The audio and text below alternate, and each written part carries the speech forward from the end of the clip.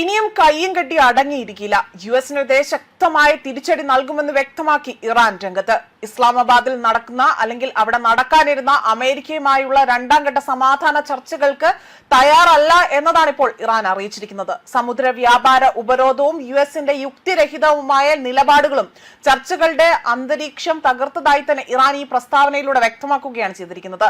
April 11 ഇസ്ലാമാബാദിൽ നടന്ന 21 മണിക്കൂർ നീണ്ട ആദ്യ ചർച്ച അത് വൻ പരാജയത്തിലേക്കാണ് കൂപ്പുകുത്തിയത്. പിന്നാലെയാണ് രണ്ടാം ഘട്ട ചർച്ചകൾക്ക് വേദിയൊരുക്കാൻ പാകിസ്ഥാൻ ഉൾപ്പെടെ മുൻകരുതലുകൾ അല്ലെങ്കിൽ അവർ മുൻപന്തിയിൽ നിന്നുകൊണ്ട് ഇതിന് തയ്യാറെടുത്തത്. എന്നാൽ യുഎസിന്റെ സമീപകാല പ്രവർത്തനങ്ങൾ ഒട്ടും അംഗീകരിക്കാൻ കഴിയുന്നതല്ല എന്നതാണ് ഇറാൻ ഇവിടെ വ്യക്തമാക്കിയിരിക്കുന്നത്. ആയതിനാൽ തന്നെയാണ് അമേരിക്കയുമായി യാതൊരു തരത്തിലുമുള്ള ചർച്ചകൾക്ക് തങ്ങൾ തയ്യാറല്ല എന്ന നിലപാട് ഇറാൻ ഇവിടെ സ്വീകരിച്ചിരിക്കുന്നത്. ഇറാന്റെ പക്കലുള്ള 440 കിലോയോളം വരുന്ന സമ്പുഷ്ടീകരിച്ച യുറേനിയം വിട്ടുകൊടുക്കാൻ ടെഹ്റാൻ സമ്മതിച്ചു എന്ന ട്രംപിന്റെ അവകാശവാദത്തെ പോലും ഇറാൻ ഇവിടെ നിഷ്കരണം തള്ളിക്കളയുകയാണ് ചെയ്തിരിക്കുന്നത്.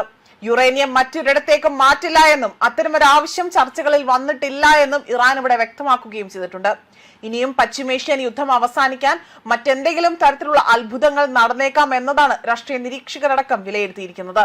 കാരണം ഇറാനെ പൂർണ്ണമായും ഇല്ലാതാക്കുന്നതുവരെ ഇവിടെ ട്രംപോ അല്ലെങ്കിൽ ബെഞ്ചമിൻ നെതന്യാഹു അടങ്ങിയിരിക്കില്ല എന്നുറച്ച ഒരു നിലപാടാണ് സ്വീകരിച്ചിരിക്കുന്നത്.